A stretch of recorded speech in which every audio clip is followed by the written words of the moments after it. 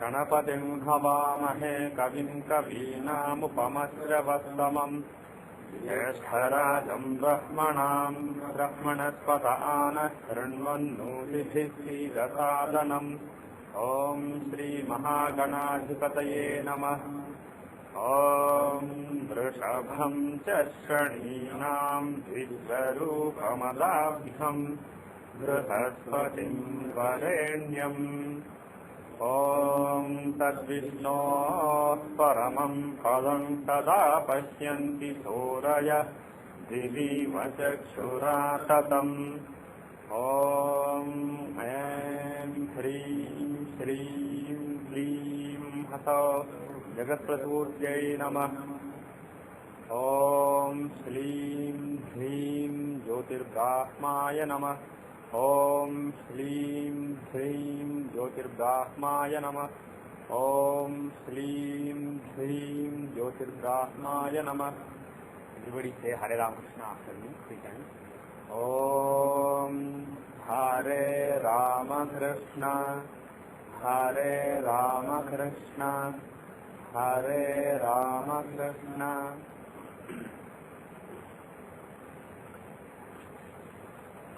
Welcome back. Yeah. English record.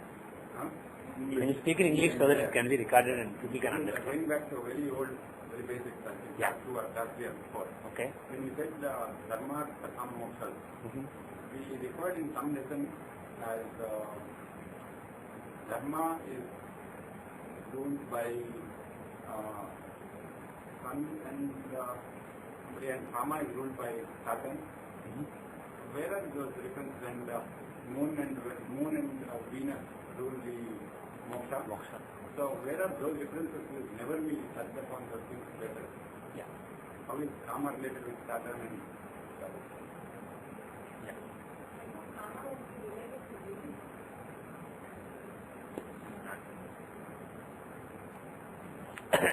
Yeah, we never really used it.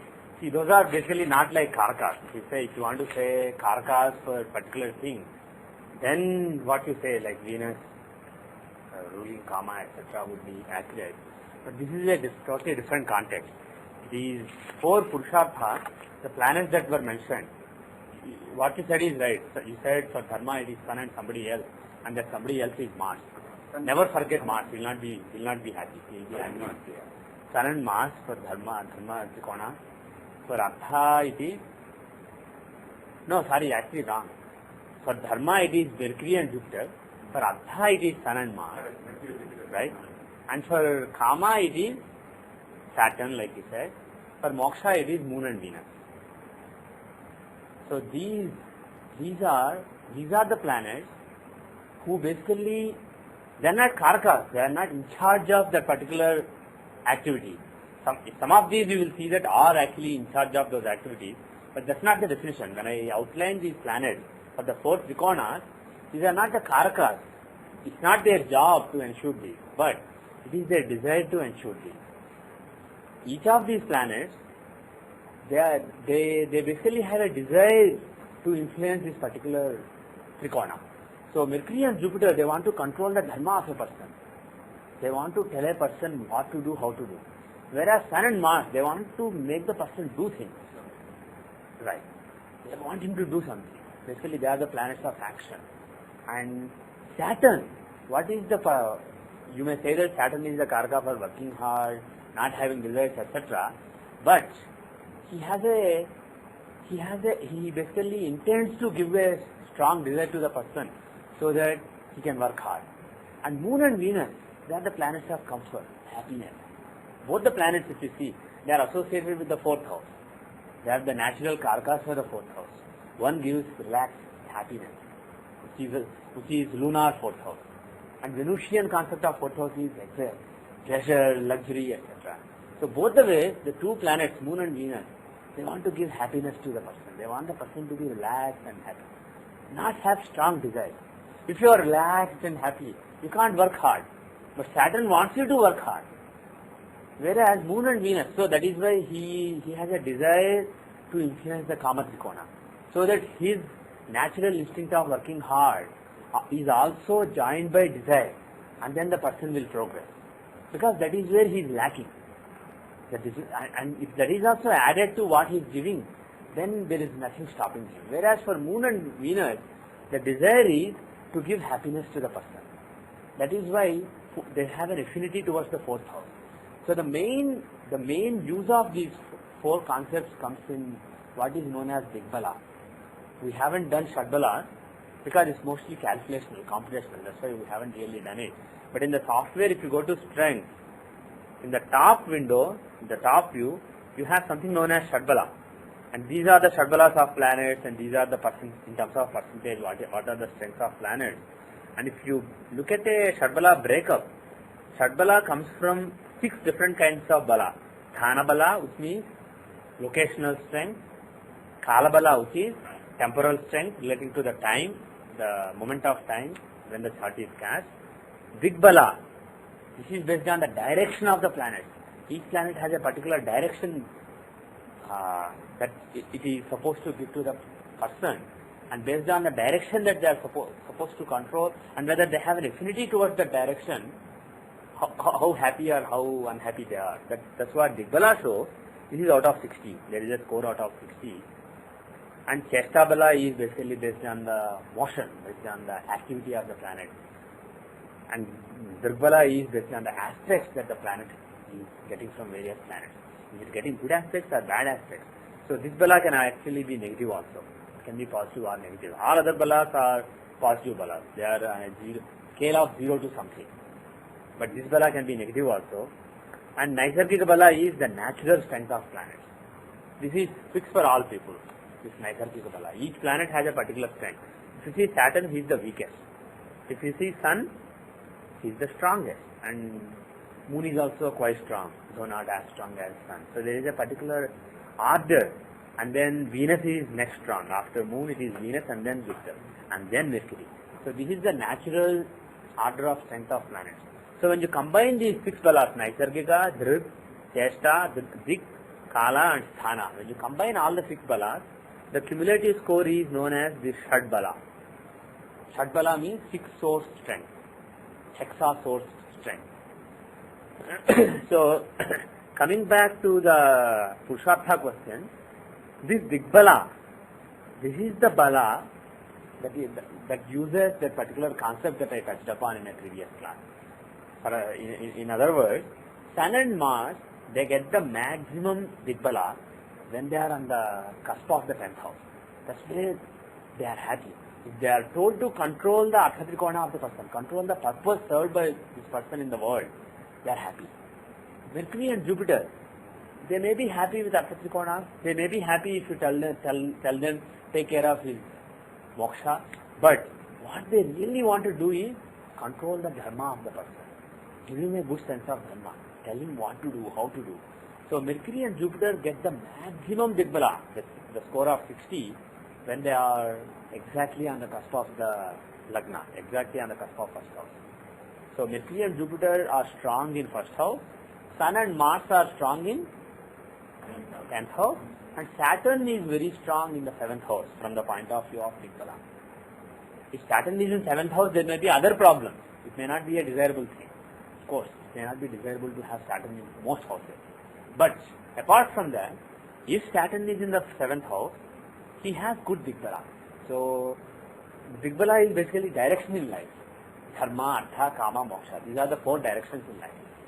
So when you place him in charge of the Kama Trikona, tell him to give desire to the person, give him desire, Saturn is happy, cool, I can give him a lot of desires and then he gives him desires, etc.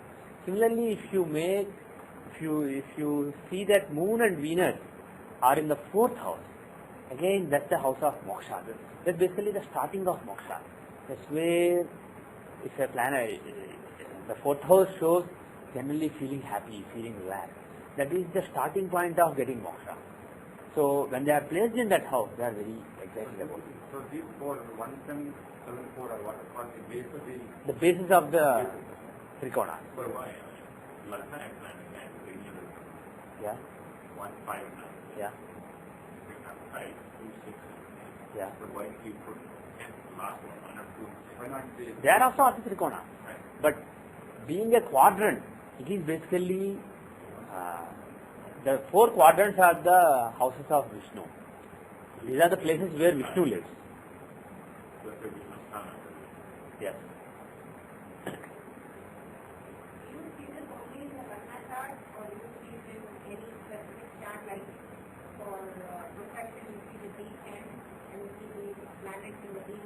Yes.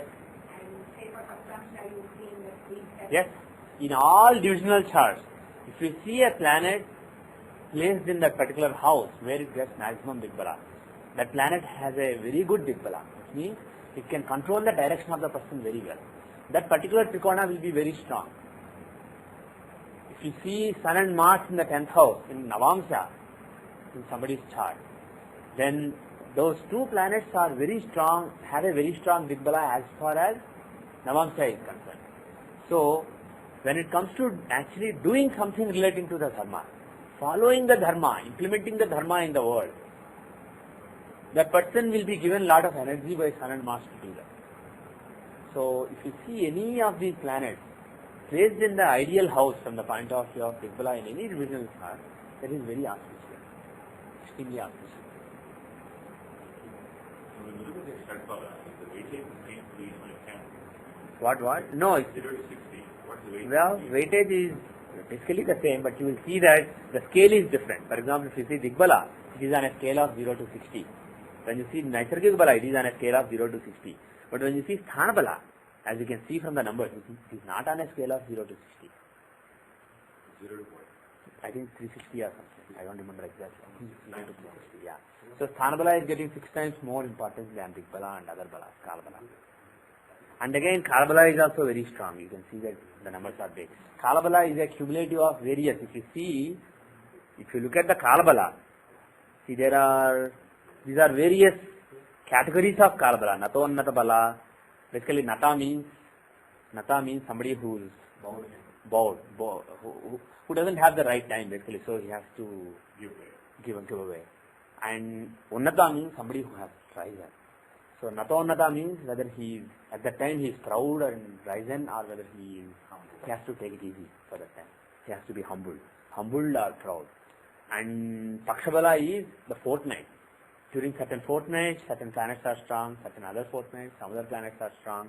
And there is a Bala known as Vibhaga Bala, where you divide the day into 3 parts. And then you have the Abda Bala, which is basically, what does Abda mean? Anybody know? Abda. Any Sanskrit? Here? Yeah. Abda is here. For example, you said Dashabdam means decade. Shatabdam means century. Abda means basically year. So Abda Bala is annual strength. There is only one planet who is going to get a strength of 15 here. All other planets will be 0. And as you can see, for this particular year when Arvindo Ghosh was born, Venus was the ruler of the year. He was the Abdesha. So he has maximum strength. Similarly, each month is given to a planet. So it was Saturn's month, so he had a strength of 30.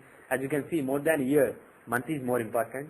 And Vara, the Varabala, that is basically the day, the weekday, that strength is even more important. And finally, Hora, the exact hour, planetary hour, that is even more important. So as you can see that as you go down in level, as you come to the level of 1 hour, it's actually 4 times as strong as year.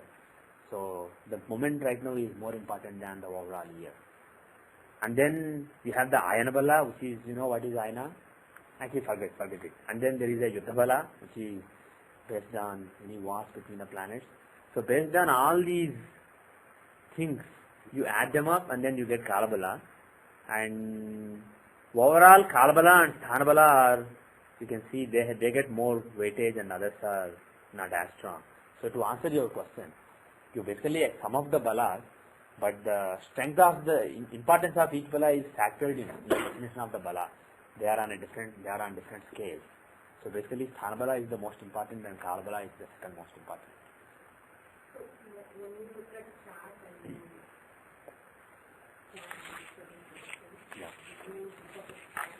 That's what I was going to say. Now the purpose of Shadbala, I have said this a few times in the past, but it is worthwhile to repeat this particular point. The point is, this Shadbala has a specific purpose. Don't think that just because somebody in this particular chart, for example, if you see Swami Aurobindo Ghosh, let's see the summary, Shadbala strength. In terms of Shadbala strength, you see that Mercury has only 94%, right? On the other hand, if you see some other planet, for example, if you see Venus, he has 125% strength. So if you conclude that because Venus is stronger than, has more bala than Mercury, if you conclude that Mercury is weak in this chart, Venus is strong, that's not a good conclusion. This strength does not reflect upon a planet's ability to give its result. This strength is for a specific purpose. The purpose is when two or more planets are involved in a yoga, they are together or giving a Raj Yoga or something else, which one will give the yoga, results of the yoga, which one will dominate and give the results of yoga. That's it. If a planet has a weak Shadbala, it doesn't mean the planet is a bad planet in the chart. It is not. The only issue is when it comes to giving the result, that planet and another planet may have decided to give a good result together. But who will actually give that result? For that purpose, this planet will take it easy. He is not strong enough to run and give the result. This is like I and Sriram decided to do a particular task together, let us say. And then, because I may be busy with some other commitments, and Sriram may be taking control of that particular thing that we wanted to do together and writing all the checks that we wanted to do on behalf of our project. He may be doing it. He may be talking to all the people. So that is basically like a planet who has a stronger Shadbala. So out of several planets in a yoga, the planet who will actually deliver and give the results is the one with higher Shadbala. That's it. On the other hand, what is the relevance of Ashtaka Varga Bala? We talked about Ashtaka Varga Bala in the past. What is the importance of Ashtaka Varga? What that shows is, yes, how much strength they are getting from other planets. What is the cooperation? The events that this particular planet wants to give get from various other planets. Each planet has a particular agenda. In order to implement the agenda, how much cooperation it has from various other planets. That's it. Doesn't show anything else. So if it has cooperation from everybody, it is likely to give the result more easily. And also it can give the result in various dashas and dashas. If I have cooperation, suppose I decided to do a particular thing, and I have the cooperation of all of you, so I can tell any of you, take help and get it done easier. But let us say only Sriram wants to help me, all other people think it's a crazy idea. I decided to do a particular thing, everybody thinks, I don't think it's a good idea. This is an example.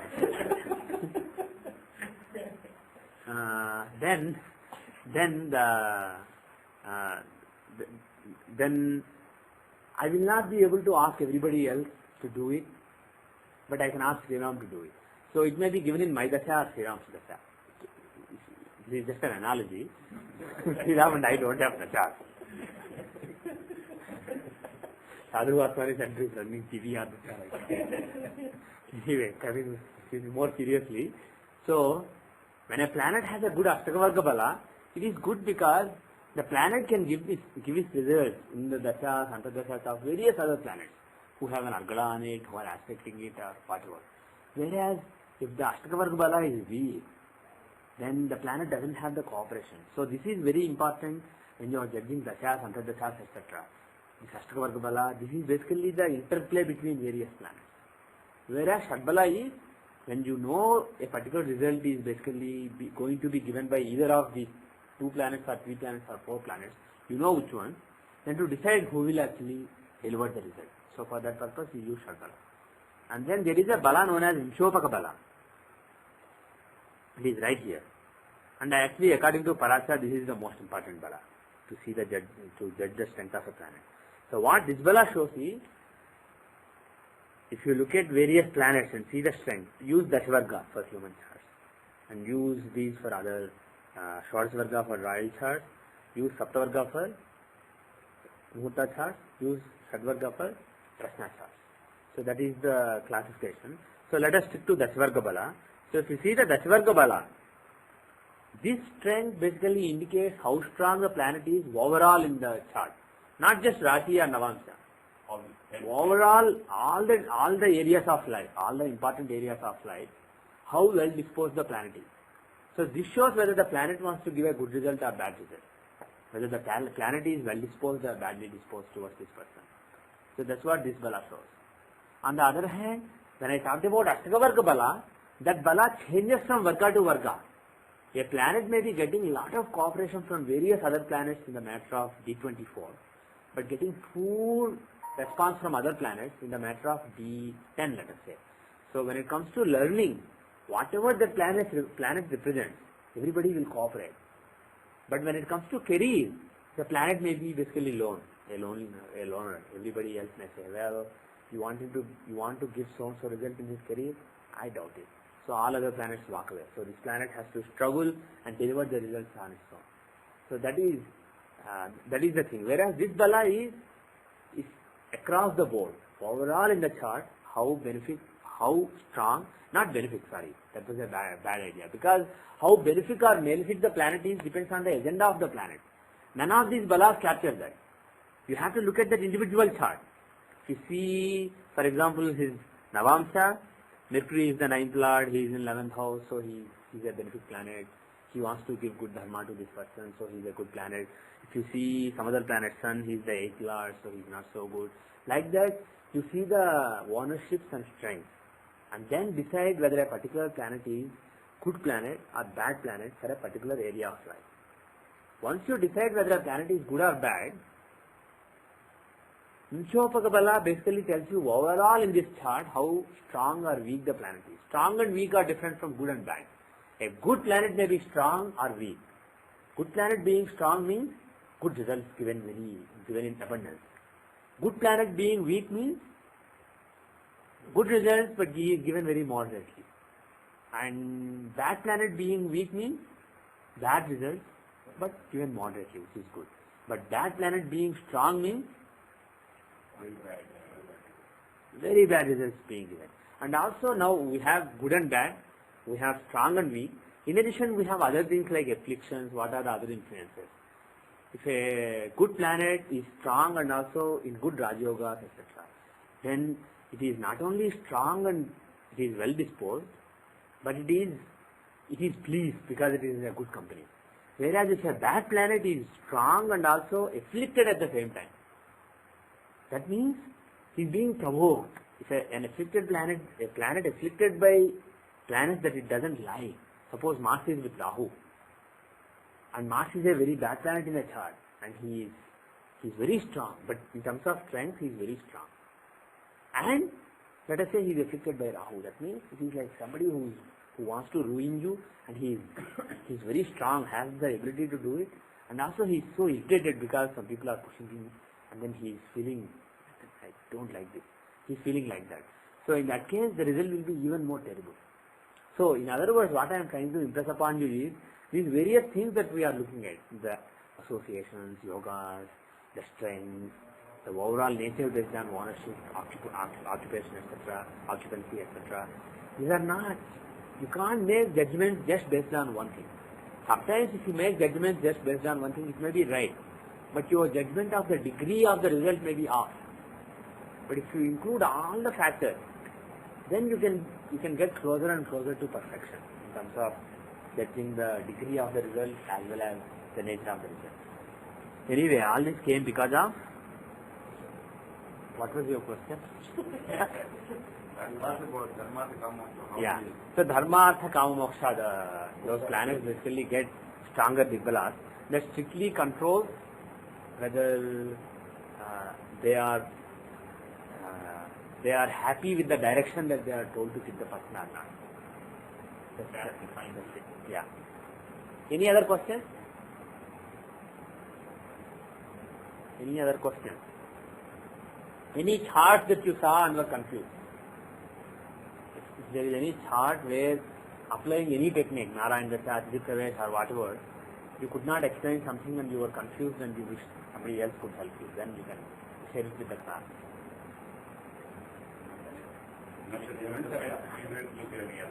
Now, you guys, I understand after I left in the last class, you guys sat together and give some examples. That we won't want to share with you right now. We will share with you after we perfect the session. So you guys are still working. We are working on it. It's a work in progress. Okay, good. Good luck. Good luck. Perfect it and then show it. Yeah. Any other questions? Okay. Okay. The data is October 11, 1980, 5:22 p.m. in Detroit,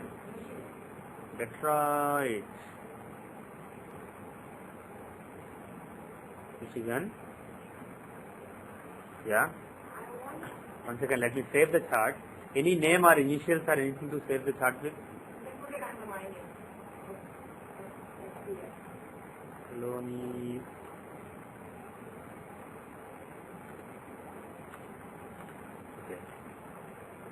Okay. So Saloni has this chart. I'll repeat the data again. October 11, 1980, 5:22 p.m. 4 hours west of GMT is the time zone. The place is Detroit, Michigan, USA. 83 degrees 2 minutes 45 seconds west. 42 degrees 19 minutes 53 seconds north. Okay. My question on the chart is, Yeah. is a very young person, Yeah. Indian, and very, very strongly devoted to spiritual thought. Spiritual cause. The point where she wants to renounce everything and take, become a saint. So, and she's almost at that threshold where she's going to do that. Yeah. And because the people really know wanted to get there, because this has been going on for the last year and a half, but now it comes to a point where she's very clear that that's what she wants. And it's Okay. a pretty unusual case in that family that nobody's really taken Okay. devotion. So Okay. is she predisposed to her chart for something so serious at such a young age? Okay, the question is, this lady is 24 years old and she is very, very interested in the spiritual path, and she wants to renounce the material world and become an ascetic, a sannyasin, and nobody in her family has gone into this direction in the past, and then they are concerned about what the future holds for her. Is this a big mistake that she will undo a few years later, or is this what she is destined to do? So this is actually, compared to normal questions that we get, this is a very important question for somebody. So let us try to do justice to it. Let us see the chart. First, just looking at Rashi chart, forget Vinshamsa and other divisions. Just looking at the Rashi chart, you get a sense that this is somebody spiritual. 12th house has Ketu, yes. So does it show spirituality? Yeah, in general, Ketu being in the 12th house shows spirituality. Who is the Atmakaraka? Atmakaraka is Moon. Where is he in Navamsha? Navamsha, he is in Atmakaraka, is in 4th house. And the 12th from Atmakaraka is Mercury. And the 12th Lord is Mars. And let us see the Amsha rulers.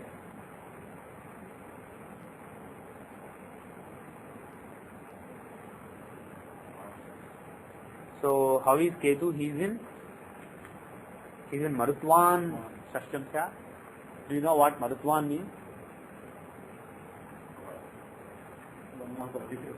One of the Pratyah, he is the Pratyah Devata for Shukra in Satnarayana. What does Marut mean? Yeah. No. He's right. Wind. Yeah. Marutwan means basically, Wan means one who possesses. So Marutwan, for example, Balwan means one who possesses strength. Buddhiman means, actually Man, that's a different one, but both Man and Wan, they show somebody who has that guna. What? Satyavan means one who possesses truth. So similarly, Wan means one who possesses. Marutwan means one who possesses the strength of wind. Basically, this is, he is the god of strong winds, etc. He is the god of hurricanes, etc. And that is in a physical plane. But from a spiritual point of view, Marutvan is the god of strong determination, strong force. So, because this planet Rahu, Ketu is in Marutvan Shashtamsa, whatever it shows in the chart, the predisposition basically, it comes because of the karma from previous lives of strength, determination, etc. So, whatever Ketu shows is a very strong indication in this chart. Now, let us see how the Lagna Lord is. Where is Lagna Lord? Saturn. Because the Lagna Lord is the Buddhi, that is how you are applying your intelligence, the focus. Where is Lagna Lord? Lagna Lord is in the 8th house. Pardon me? Rahu. Yes, Rahu and Saturn, but who is stronger? Saturn is much stronger, undoubtedly. So, the Lagna Lord Saturn is in the 8th house. So, can it show interest in occult, etc.? Yeah, very well. If the Lagna Lord is in the 8th house, it can show interest in occult, mysticism, etc. But he is with Sun and Jupiter. What do Sun and Jupiter show? They show wisdom, power, etc. And both of them are Vedic planets. They are the traditional planets. So, this is not somebody. If Lagna Lord is in the 8th house, they can be interested in mysticism, and it can be various experiments, tantra, that kind of things also. But the Lagna Lord is with Sun and Jupiter. So that is what is influencing his Buddhi Shakti. Because Lagna Lord shows the Buddhi, and that is being influenced by Jupiter and Sun. So it is a very sattvic. Both the planets are sattvic planets, Jupiter and Sun. So it's a very sattvic, traditional, religious kind of mysticism. Not religious kind of mysticism. So this is highly religious, highly conforming kind of mysticism. And are there any, let's see any special yogas. Instead of looking ourselves, let's see if there are any any yogas in the chart. There are too many yogas. Pardon me? Yeah, I just want to see the yogas in the chart.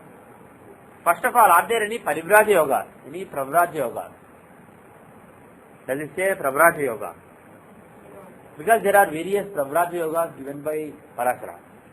And whatever yogas given by Parashara that are programmed into the software, they are not there. So there are, per se, there are no strong Parivraj yoga, no strong Sannyasi yoga, Sannyasi or Sannyasin yoga. Now, any other special yogas that stand out? Any other special yogas? Chamara yoga, Sankha yoga, these are all in general yogas that you find in many charts. Yogadas, there are several. Raj yogas you find in many charts. But you don't see anything special just based on yoga, indicating that the person will renounce the material world. That only shows whether the person is soft-spoken or hard, etc. It doesn't show. If you see the 3rd and 6th from Arudha Lagna, see who are occupying it and aspecting it. That will show whether the person is perceived as a sadhu or perceived as a blunt person. And if you see the 3rd house here, it is owned by Mercury and there is no planet here. It's basically a benefic house, but there are no planets there. And if you see the 6th house, there are Jupiter, Sun and Saturn. So there are benefics as well as malefics. So she may be interested in renouncing, but she may not be very easygoing, soft-spoken, sadhu kind of person. Sometimes she may be quite strong also. When she wants to achieve something, she may have a strong willpower also. She is not somebody who has just given up, takes willpower. The willpower comes from the initiative itself. Basically perceived willpower. If you see from the Arudha Lagna, if you see the 3rd and 6th, 3rd from Arudha Lagna shows the initiative that you are perceived to have, and 6th from Arudha Lagna shows the destruction of enemies that you are perceived to possess. So that means it shows that she may not take initiative, but once she takes, she will finish it off. Yes, she doesn't want to do things, but once she decides to do a particular thing, she will just finish it off.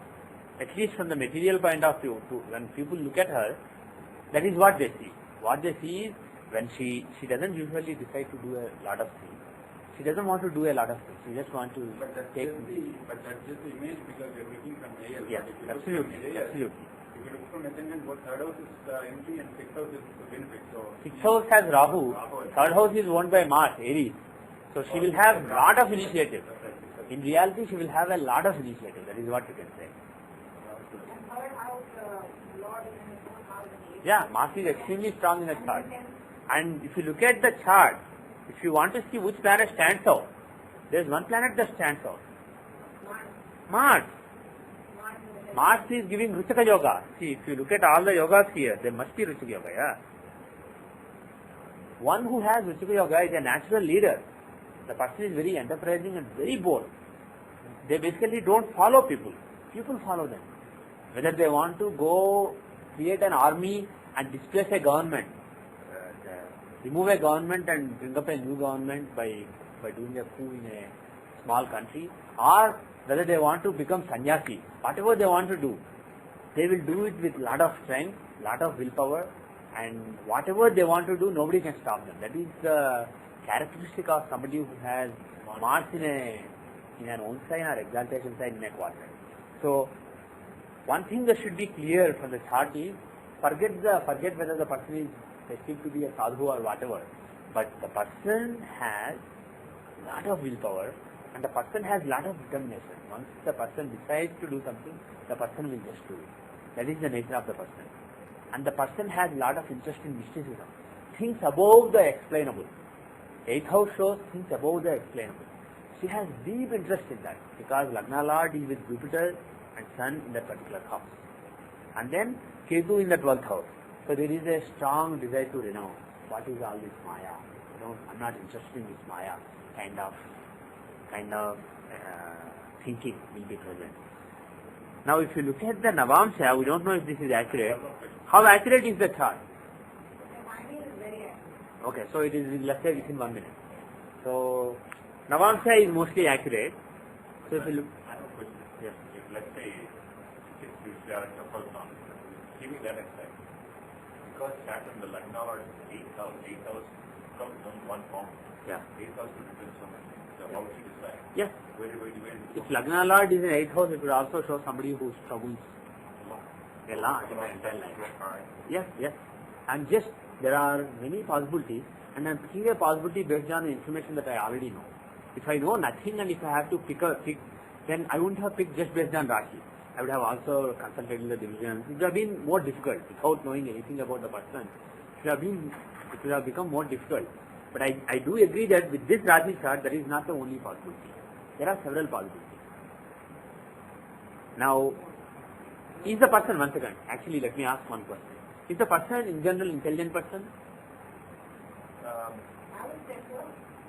Based on the chart, you know the person, so don't say No, I'm going to explain it based on the chart. Yeah. Because the Go ahead. Lord is the 8th house, but it's Jupiter and Sun.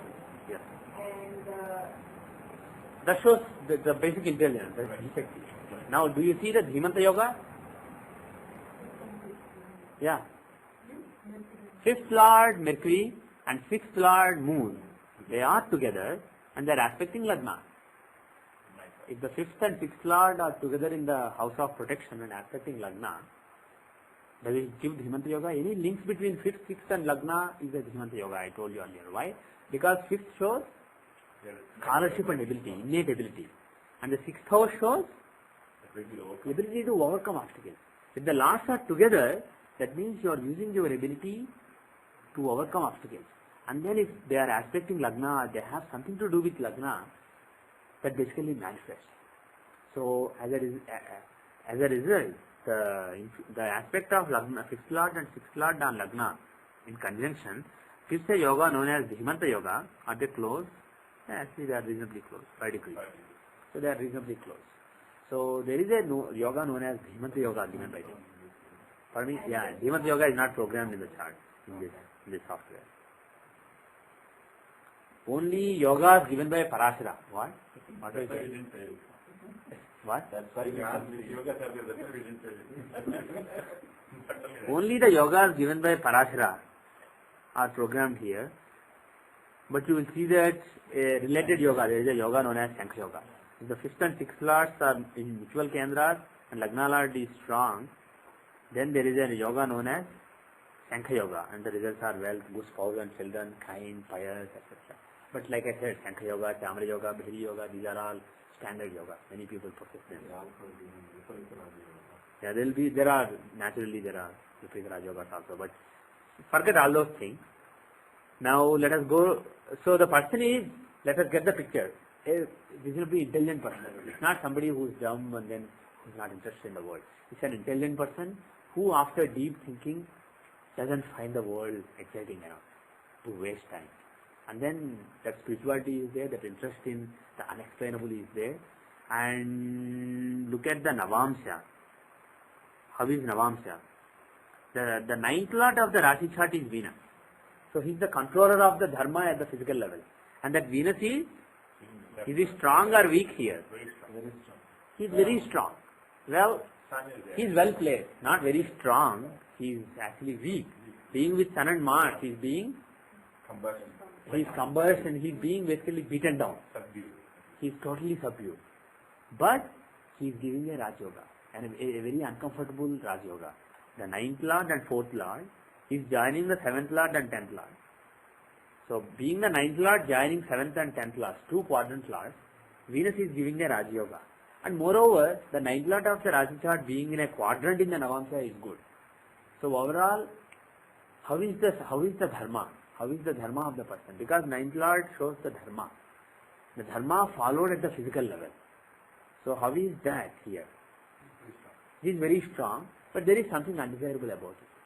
Because Venus is in an uncomfortable position there. And then if you see the Vimshamsa chart, this is the chart that shows the spirituality of the person. This is the chart that shows overcoming the obvious and then understanding something that is not clear from the obvious world. Basically rising above the obvious world, transcending the material and obvious world. That is what Vimshamsa shows. So let us see how much leeway we have. We have 41 seconds, earlier it changes. 2 minutes 49 seconds later the Lagna changes. So most probably it is either Libra or it could be Virgo also. It is one of the two. Let us see the Narayana Dasha. Let us see the Vimshamsa Narayana Dasha. And based on the little information that she has already given us, let us see if this Lagna is accurate or this Lagna in D20 has to be adjusted a little bit. So, if assuming that this particular Lagna is accurate, right now she is running Aquarius Dasha. So Aquarius is, it is the fifth house of devotion, sadhana, etc. And the Lord Rahu and Shani. The stronger Lord is Rahu, and Rahu is in the 10th house of karma with Ketu.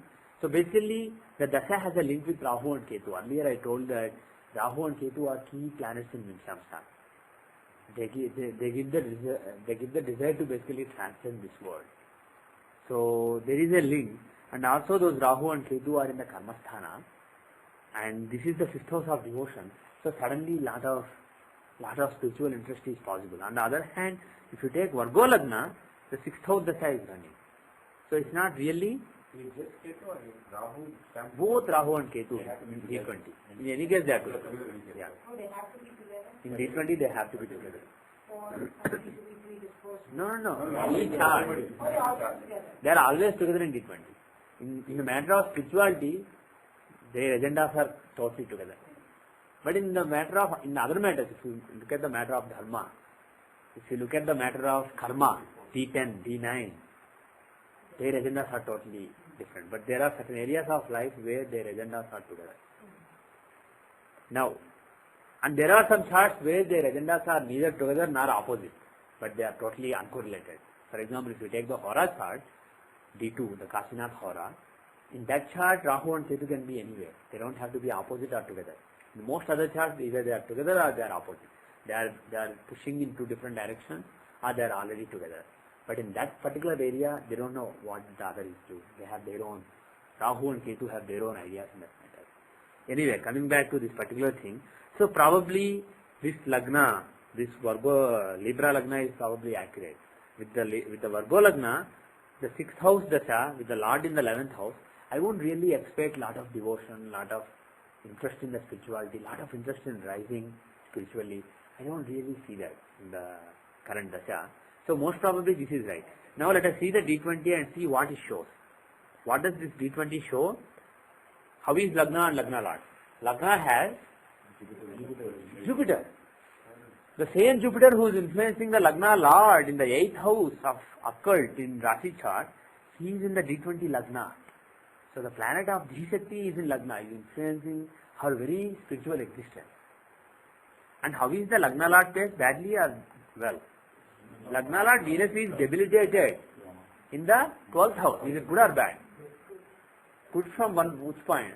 Good from the point of view of spirituality, giving up, etc.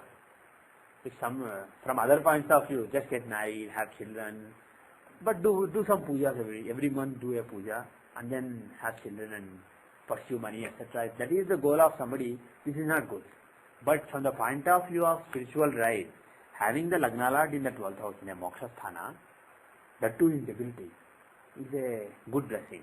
So this shows that the person will have, this actually confirms what we see in the Rasi chart.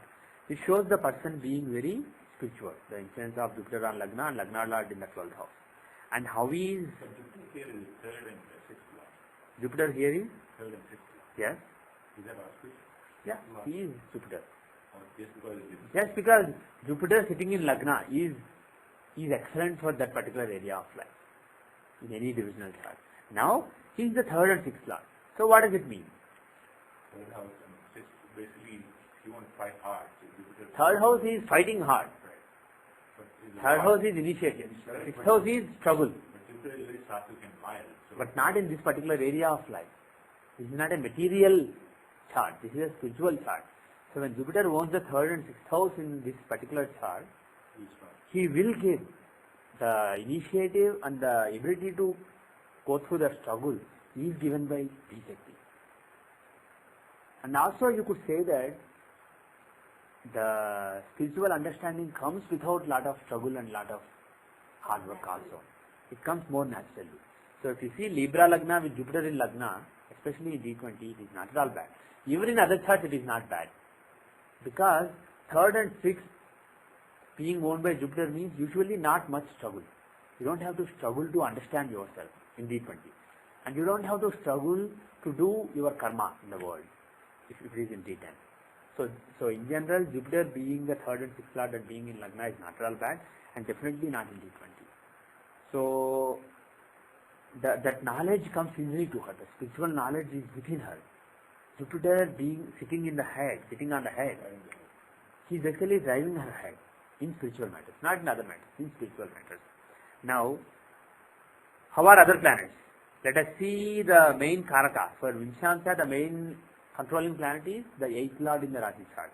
Just like 9th lord in the Rasi chart is the controlling planet for Dharma and important in Navamsha, the 8th lord of the Rasi chart, the planet of occult, the planet of sadhana, that planet, the planet of tapasya, that planet is a key planet in Vinshansha. See how well he is in this chart. And then based on it you can see whether the particular area suffers or goes up. So Mercury, the 8th lord in the Rasi chart, is again in the 8th house in D20. So that basically increases the 8th house results. So that tapasya, the sadhana, the desire to do the sadhana is very strong. There is a parivartana between the 8th and 12th lord. Is that good or bad? In this case, it's good because it's also Lagna lord. No, forget Lagna. When they are exchanging in a couple of houses, those two houses become more important than the other houses. 8th and 12th parivartana is good because in general, within any trikona, if the last of one trikona is exchanging with lord of another trikona, within the same trikona, dharma trikona, or artha trikona, or moksha trikona, or kama trikona, it is good basically. So 8th lord being in 12th and 12th lord being in 8th, the one who is told to give sadhana, tapasya, is in the house. The one whose agenda is to give him tapasya and sadhana, he is in the house of the result of the sadhana, which is complete detachment. And the one who is told to give detachment, complete detachment, moksha, is in the house of tapasya and sadhana to get that detachment, get that moksha. So there is a mutual interest basically. They share mutual interest. So that is very auspicious.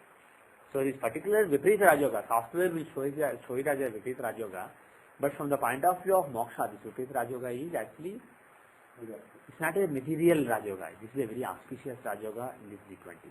So, and also moreover, I keep telling you many times, just because two planets are exchanging, 9th and 10th Lord are exchanging, so Dharma Karma Yoga, or 8th and 12th Lord are exchanging, which is Raj Yoga. We say all these names, but also you have to look at the natures of the planets. If the planets are unhappy with each other, if I say, hey Sriram, I'll go to your house and do so and so thing, you go to my house and do so and so thing, if he hates me, no phone rang now. If he hates me, he may not do it well. If I hate him, I may not do it well. But if we are good friends, then the result is given more fully. And our Mercury and Venus friends, they are pretty good friends. They are past. So because of that also, this yoga is quite strong. The effectiveness of the yoga is quite strong. Now, let us see how Atmakaraka is. Because Lagna is one interesting reference. That shows how you are using the God-given intelligence to basically progress. And Atmakaraka is the soul itself. So, what? Anything interesting?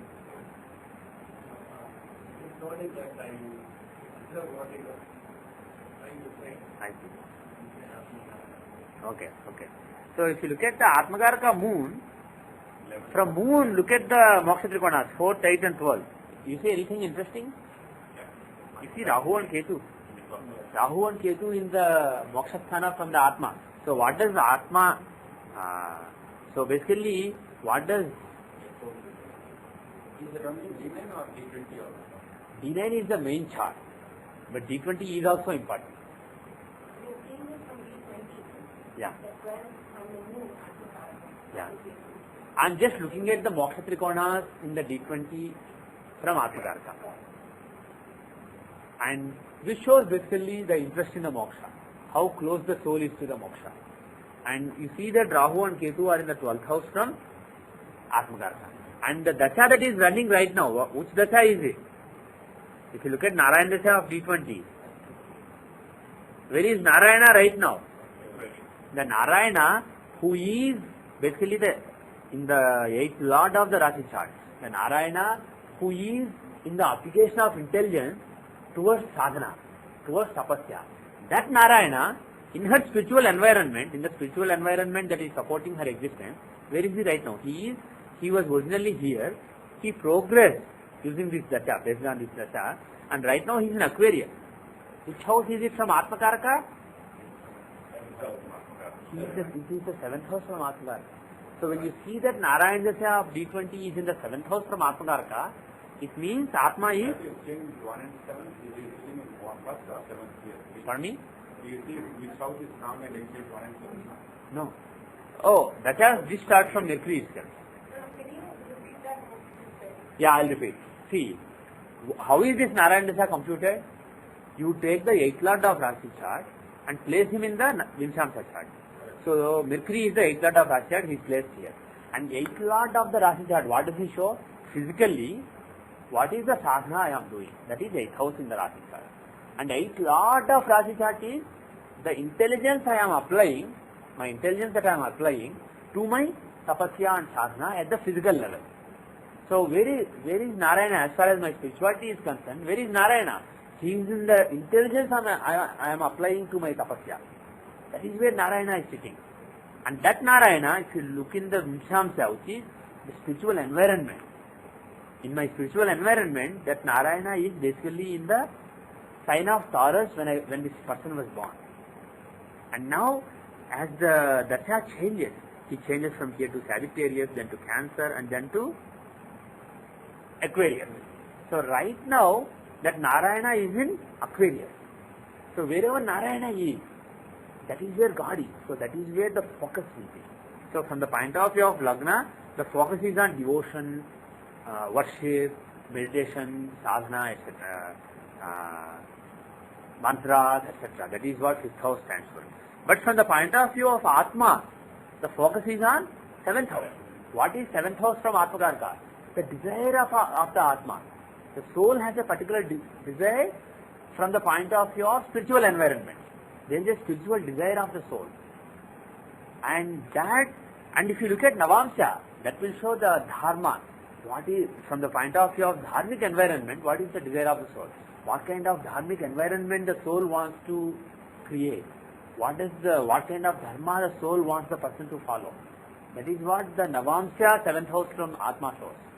In Vimshamsya, the 7th house from Atmakarka shows the desire from the point of view of which kind of spiritual environment to go to, which kind of spiritual environment to create.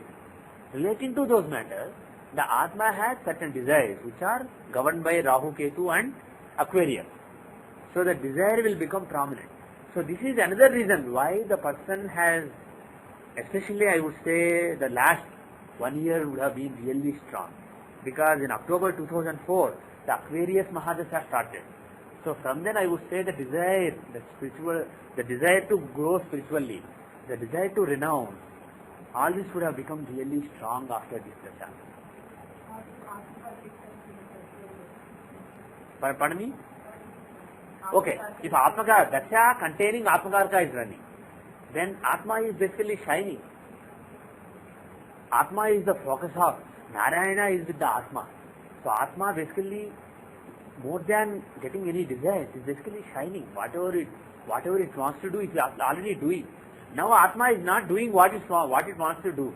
So it is feeling the desire, I want to do this, I want to do this. That's what the soul is saying.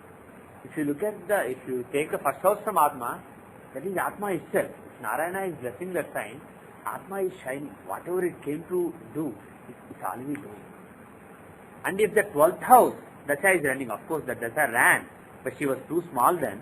But if the 12th house Dasha is running, that is basically Atma totally happy, not wanting anything more. Atma is so happy that it doesn't want anything more. So Atma is not perturbed. That is the 12th house from Atma. And what is the 8th house from Atma? It is only because we are looking at differently, you are looking at the sadhana aspect. I am looking at the sadhana aspect. So that means she doesn't want to do any more sadhana, she doesn't want to get into, she is contented with sadhana, is that what it is? Absolutely. When the Dasha comes. Is that true with any chart, for example, if you take, I am off from that one. Yeah. But if you take Dasamsa and 12 from Atmakarka is running, Yeah. then that means the person is... As far as the karma that the person is doing, Atma doesn't have any desires. Atma is happy during that time. He is totally happy during that time. Similarly, this is Atma. If you take Lagna, for example, if you take the 12th house from Lagna, it would show the person is basically giving up something. So the person may be very happy with what he is doing, no more desires in the career. Or it may be that the person is making a compromise, giving up something.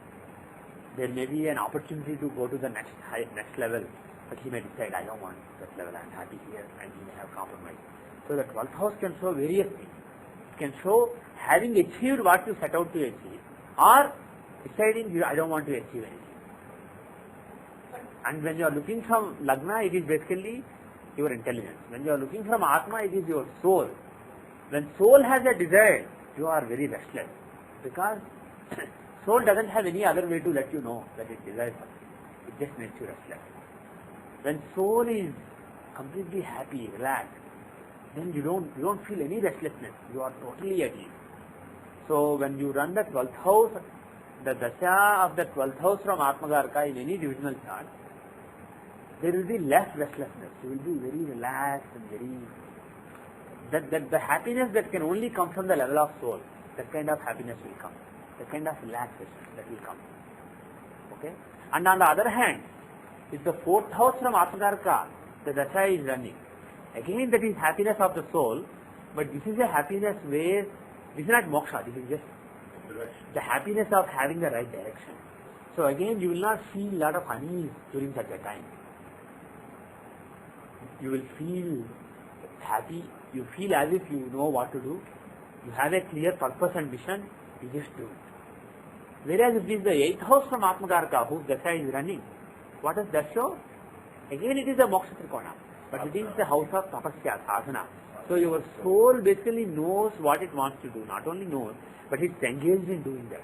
So during such a time, you may be working hard, but you are happy. You are happy doing that work. Whereas with the 12th house from Atmakarka, soul has got moksha in that particular area of life. Doesn't want anything more. Happy. Is fully contented. So during that dasha, the person will be relaxed, no restlessness. But if you take the Kama Trikonas, these are the desires of the soul, 3rd, 7th and 11th. So during those dashas, there will be some restlessness in the person because there is some desire. Yes? Any question? Yeah? Yeah? It's your 3rd lord and? And the 12th lord. Yeah. The 12th lord will give you Not only lord, I said 12.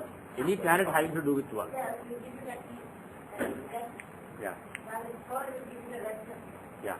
But if it's the same lord for the 3rd and the 12th, It will give both.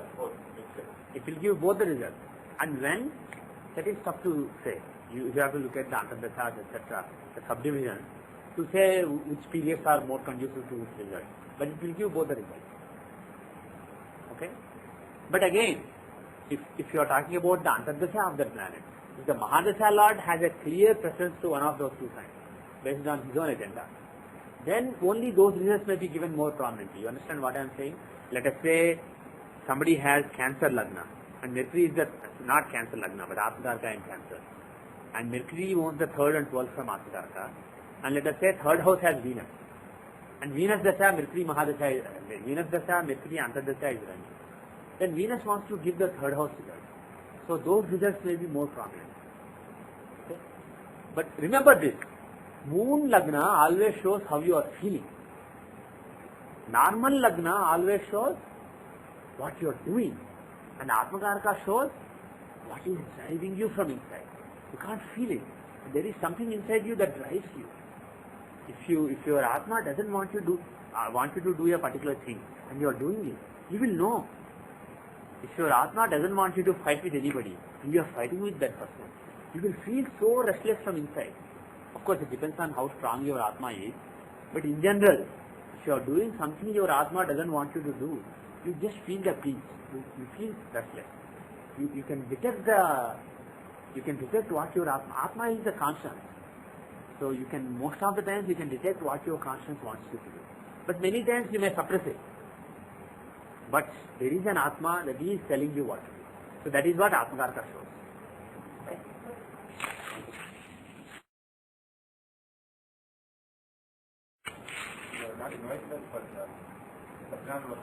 Yeah.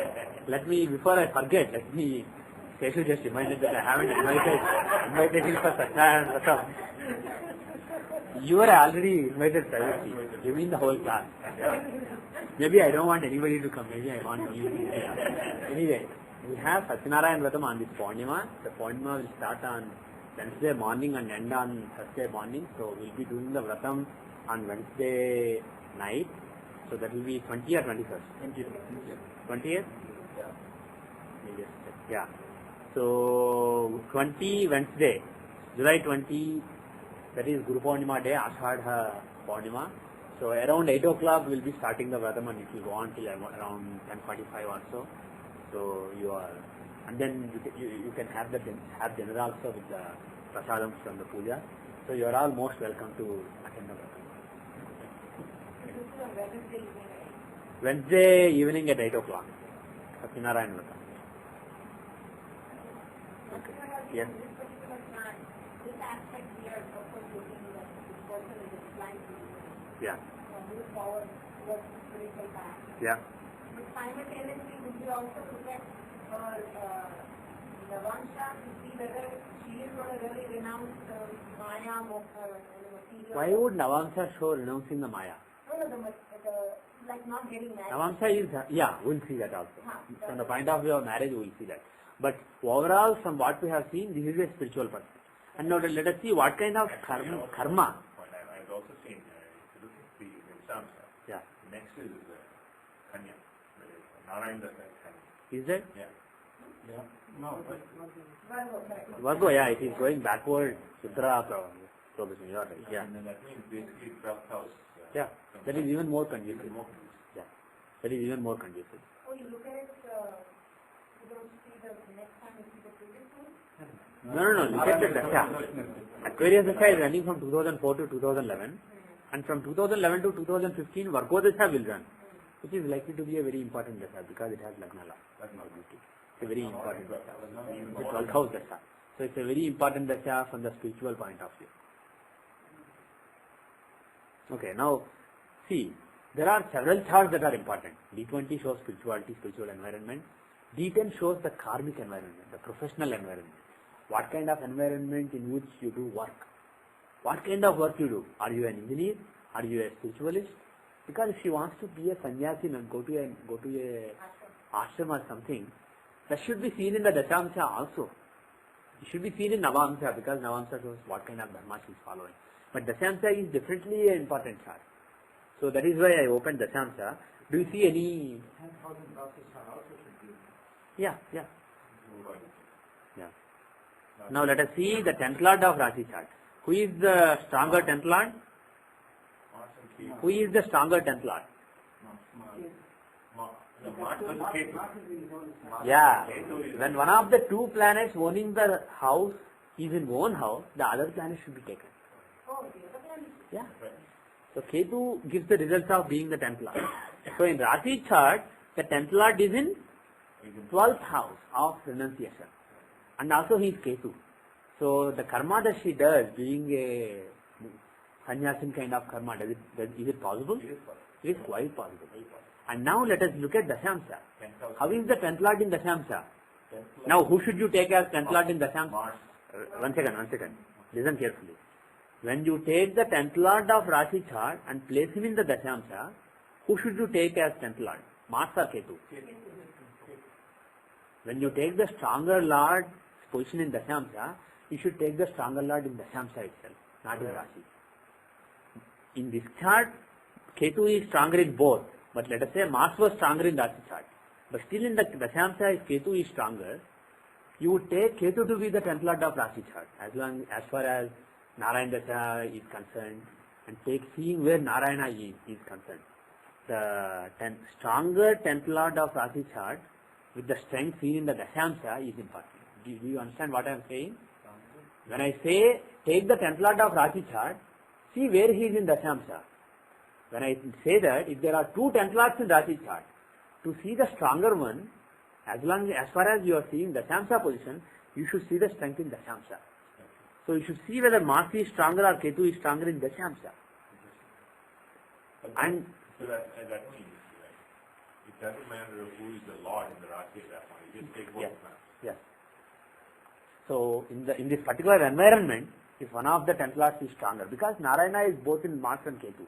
So from the point of view of the physical work he does, Mars and Ketu are both the intelligences driving it. So Narayana is in both of them. So to see how that Narayana is influenced by the professional environment, see the Narayana who is stronger in the professional environment. So that is an important point. So in any case, it makes no difference here. Ketu is the one. So in Dashamsa, out of Mars and Ketu, Ketu is stronger. So how is Ketu? Is he well placed? Yeah, he is well placed in the 10th house of karma. So he will do some good karma basically. Good karma relating to Mercury and Ketu. Now, are there any important yogas in this chart? What is the most important yoga in this chart according to you? Gajakesari yoga. The yoga that makes somebody well known, popular. And also it's not only Gajakesari yoga, but it is conjunction of Lagna Lord and 9th Lord. Lakshmi yoga.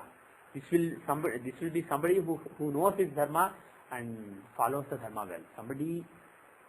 Somebody whose intelligence is in connection with his dharma. Now, And that yoga is happening in 12 houses. that yoga is again happening in the very good point. 12th house of moksha. 12th house of giving up, being happy, not struggling and working hard for something. Being happy, being relaxed. So, because the Gajakesari yoga and Raj yoga, Lakshmi yoga happens in the moksha sthana, again this is showing spiritual power. And the 10th house has Ketu, and who is joining Ketu? 3rd and 12th Lord. So again, Ketu is the Karaka for moksha, and the 12th Lord is joining Ketu, and the most important planets and yoga of the chart is in the 12th house. So 12th house is getting huge focus, lot of focus. So, and you can see the Amshas. Jupiter is in Brahma Amsha, Moon is in Brahma Amsha. So what would that show? digging deeper. That's what the two planets are showing, Moon and Jupiter. So, when it comes to the spiritual path and moksha, etc., she will want to read lot of literature, read Bible or Gita or whatever books that she believes in, understand, dig deeper, and basically she'll be a researcher, but in the path of moksha, basically. A researcher in the line of moksha. And quite well known because Moon and Jupiter are together. So, reasonably famous person. And Mercury is in Kuberamsha and Ketu is in Yamamsha. So, Ketu being in Yamamsha, what would that show? See, Mercury is in Kuberamsha. Kubera shows money, resourcefulness, etc. And it doesn't fit with the rest of the chart that she will make money, etc. But you can conclude that she will be dealing with a lot of money. She may be dealing with a lot of money, etc. wherever she goes. And Ketu is in Yamamsha. So what would that show? Very disciplined. So Ketu being in the 10th house, being the 10th lord of Rasi chart, in Yamadashamsa, can it show an ascetic who follows strict rules, etc.? It can show an ascetic. So looking at the Dashamsha, Vinshamsha, Rasi and Navamsha so far, it does seem actually very likely that this person will become an ascetic and live a spiritual life at a monastery or something like that. It is actually quite possible. So, and Mars is having Parivartana with Mercury, yes. Oh wow. That's good because the two 10th lords from Rasi now are going to come together in the 10th house. Yes. So, yes, exactly. But the person is not following the parampara tradition. Right. Venus, Ketu and Saturn. That is Tapasya Yoga. That is Not tradition. Not following tradition. Following a tradition is shown by Ketu. Ketu is the Karaka for Parampara. Okay. And Ketu is quite strong here. Very strong. So she could actually be in a bona fide lineage of master, student, successor. And now this Mars, so Mercury is in an exchange with Mars. And so Mercury acts as though he is Mars. And so basically, once the exchange has been triggered, Mars will act as though he is in the 10th house. So Mars and Ketu in the 10th house, that will show this whatever spirituality that she wants to follow. There will be lot of vigor, lot of aggression, lot of energy and fire within her in this particular path. So in the beginning, the fire may not be there, but once the Parivartana has been triggered, there will be lot of fire in the person. And Mars is in Ishana Dashamsa. So that shows basically not only being at a monastery and doing sadhana, etc., but doing some worship, doing some religious procedures, etc. Ishana shows procedures, religious worship. So because another planet in Ishana Dashamsa is in Lagna, Shani. And this Mars, an important planet, Yogaraka in the chart, he is also in Ishana Dashamsa. He is also 10th lord in the Dashamsa chart. So the professional environment that she is dealing with will also involve worship, etc. So even if this is an ashram where people are doing tapasya, sadhana, etc., she may also be worshipping some god there. There may be a small temple. She may be in charge of some worship there, etc. So that worship part also will be there. But overall, from whatever we have seen so far, the indications are actually, fortunately or unfortunately, I can't judge that, but indications are very likely that whatever she has been saying she wants to do, it is basically this time. There are strong chances that she will actually quite successfully go in that path and do well. Not somebody who will try and then come back. Like in 60s, so many people were interested in spirituality, and spirituality basically first it started with worshipping some gods, etc. But it finally ended with just taking drugs and then ruining their lives. So this is not basically a confused spiritual person. This does seem like a bona fide person really interested in spirituality who may find the path in this life. Just out of curiosity, we don't know Shashtamsa is accurate or not, just check the Shashtamsa. So 41 seconds it will change. So that is basically in Vishamsa we saw that Virgo did not make sense, Libra made sense. So we decided that 41 seconds earlier is not true. So it is basically either Leo or 29 seconds later it can change to Virgo. So the Shashtyamsha Lagna is most probably either Leo or Virgo. Okay. If Leo, what can you say about the past life? Assuming Leo is right. Just some basic things about past life. Take the AL. AL is in Scorpio. So Lagna has Mars, Sun and Ketu. Jupiter is in the 5th house. So what can you say from that? This house, Jupiter in Pisces. So Yeah. it definitely must have been very devotional person. Why is very devotional? Mars and Sun there. Mars and Sun. Ketu is also there, but Mars and Sun being there, Ketu will not really dominate. Sun and Mars are friends, whereas Ketu is an enemy of Sun. And both Mars and Ketu are in one sign. You can't say that Ketu is in one sign so strong. Mars is also one sign. So when Sun is also helping him, they will dominate. They will shut down Ketu. So if Sun and Mars are in Lagna, it will be somebody who is very dominant, political kind of person, very powerful person, etc. And very knowledgeable because Jupiter is in the 5th house. But it will be somebody very Martian and so on. Now, on the other hand, if Virgo is the Lagna, let's say time was off by 29 seconds, and Virgo was the Lagna, what would be the AL? AL would have been? No. Look at A2. Cancer. So Arudha Lagna would have been in Cancer had Lagna been Virgo here. See, Lagna changes 29 seconds later. So if we change it to the next Lagna, change the time by half minute, and if the Shashtyamsha Lagna was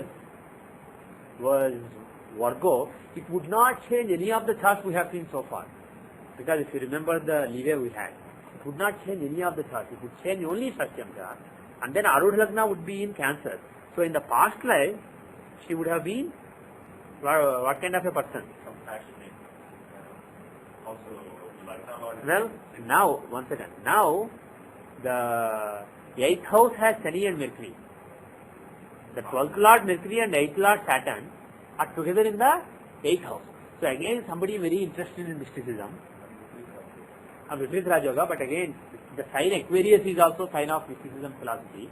And 8th Lord and 12th Lord are there. So somebody who is interested in mysticism, 9th Lord Jupiter.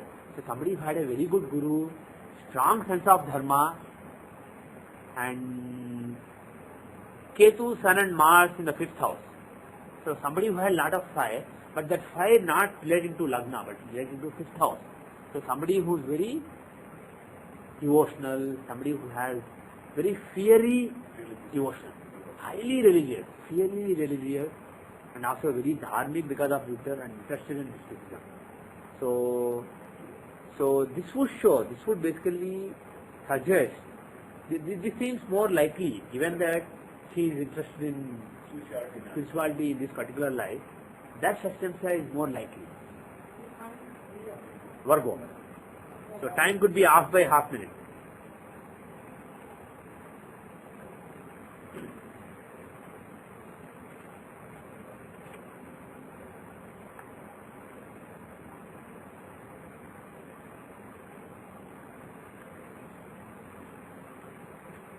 Okay.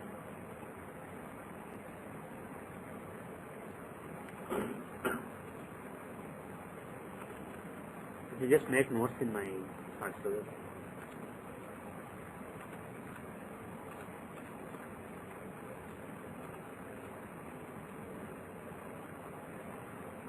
Okay.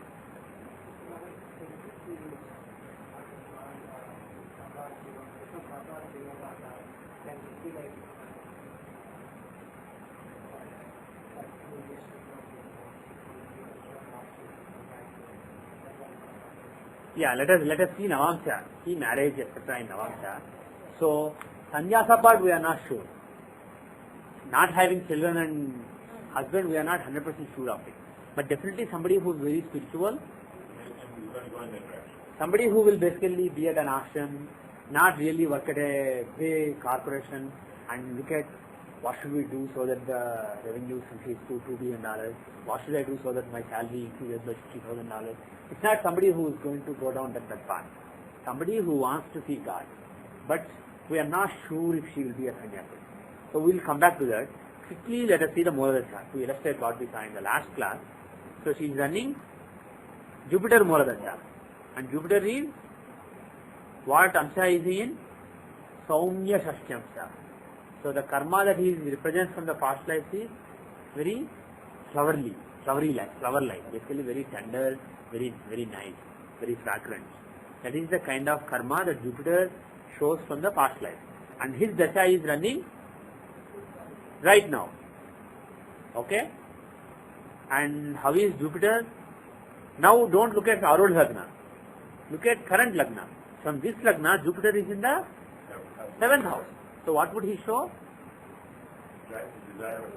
Some strong desire relating to Pisces, relating to auspicious things, relating to spirituality. Pisces can also show spirituality, the knowledge of Rishi, Ashwadharma. So strong desire relating to Jupiterian matters and Piscean matters. So that strong desire will be given at the karmic level. That is the result given. And he is in Saumyamsha, so it is auspicious. There are no negative things. And that also shows that the descendant is more in the go rather than in the because in the current life is yes, possibly, but we can't really rectify confidently just based on it. But that is definitely a good point, yes. Now let us go back to the Navamsha. See if there is a chance of marriage at all.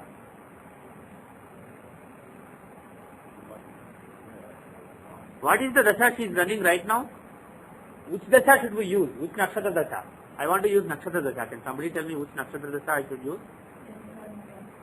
Good. 10th Lord in 10th house. So, which dasha? Shatabdika is Vargotama. So you remember the criteria, but you don't still remember which dasha for which criteria. But that is good. You are half the way there. Chaturasi is Samadasha, the 84-year equal dasha. So if you look at this dasha, what dasha is running right now? Mercury dasha. Mercury dasha is running right now. And is this dasha conducive to marriage?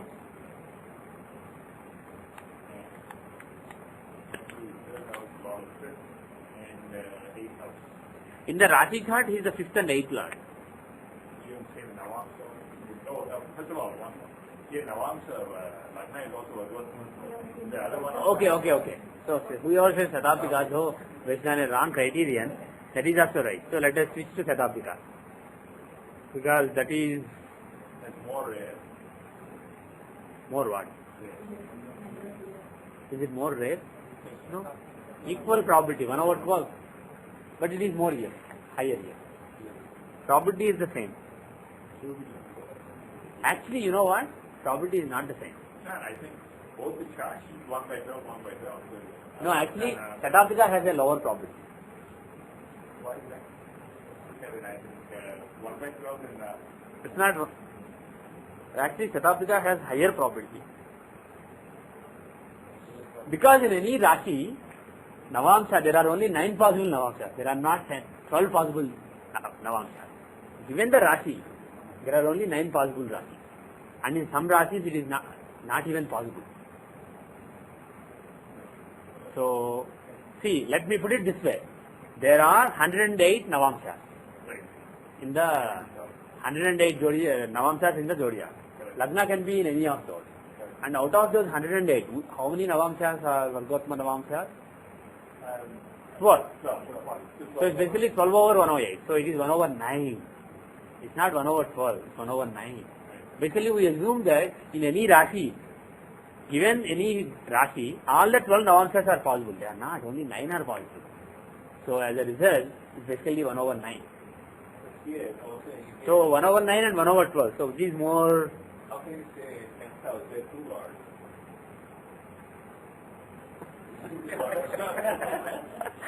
Now you have to say only. Yeah. So there are 10 signs for which there is only 1 Lord.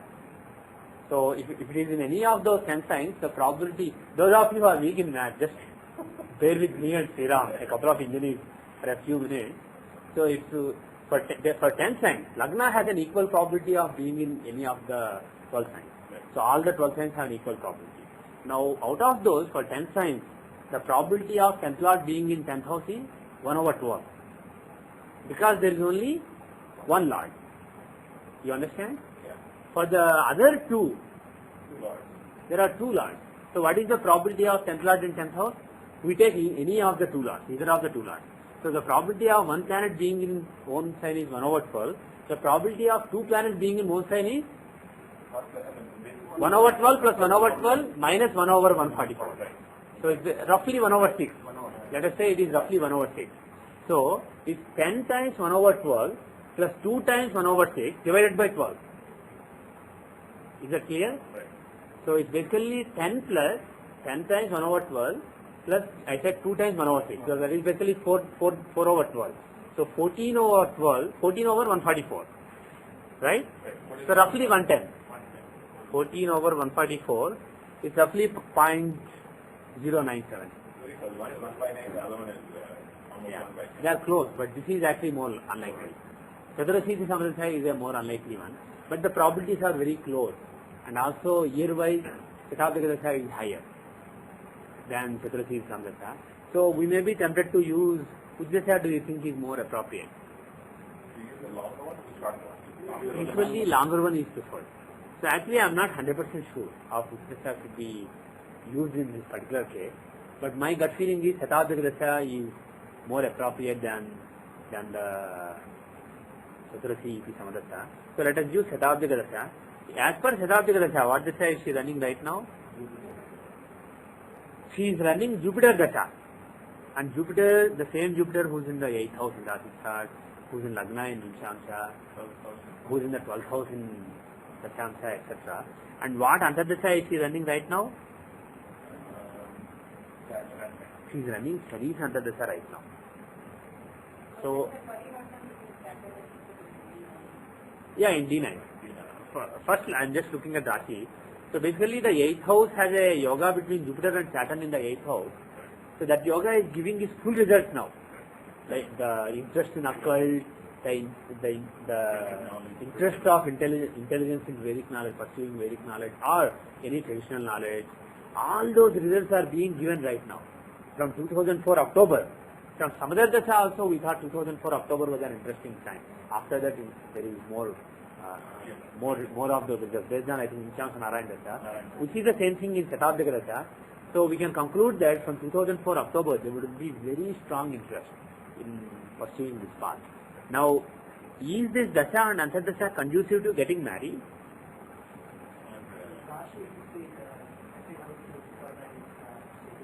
Yeah. There is a Rashi, but that's it. So there is a chance, but that's it. That's a very weak point. It's a very weak point. Now, if you look at the 7th house in Navamsha, Sun and Mars are really strong there. The Karaka Venus is also there. So you would expect one of those planets to be giving the marriage. And unfortunately those dashas are not running right now. Anywhere close. The Antardasha will come. The Antardasha of Sun in Jupiter Antardasha, that will come. When will it come? 2010 October. It will come in 2010 October.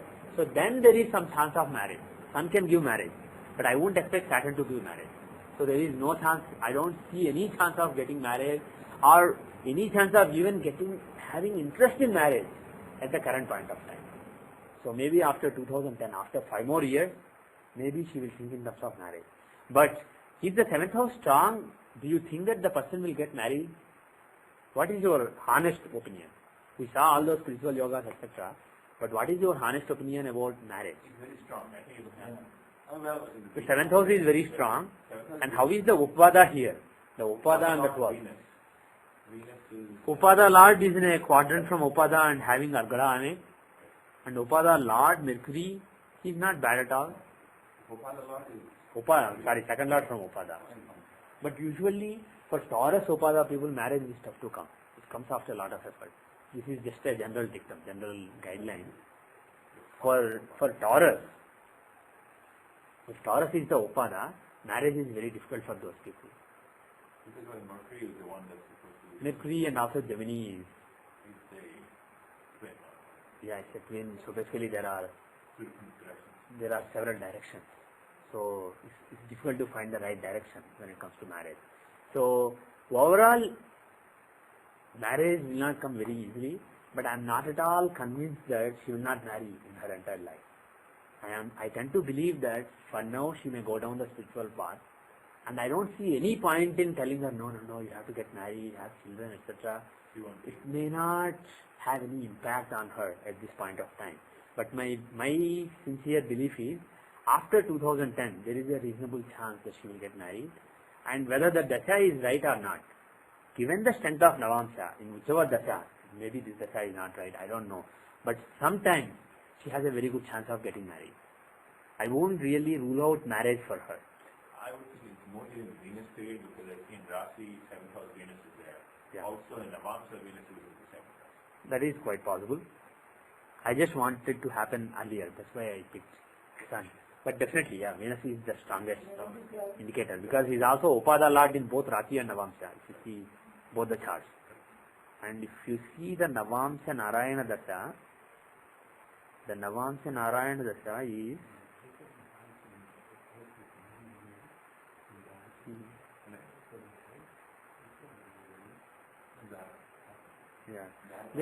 I don't clearly see when the marriage is likely to happen. When I look at various dashas, the picture is very, very hazy. But I have a feeling that she will get married. I'm not sure of when, but definitely not in the next 5 years. So take it.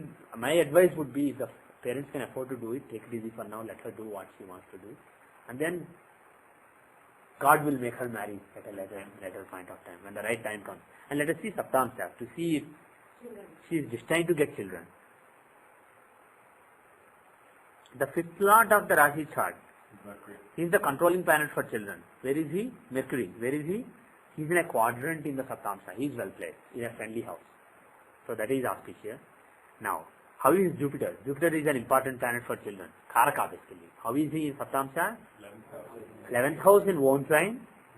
And the leeway we have is 6 minutes and 3.75 minutes. So we have enough leeway. This Saptamsa is accurate. So Jupiter is quite strong. And the controlling planet for women is the ninth lord in Saptamsa. Now, ignoring the Rashi, just looking at Saptamsa, the controlling planet is the 9th lord. So from Taurus, the 9th lord is Shani.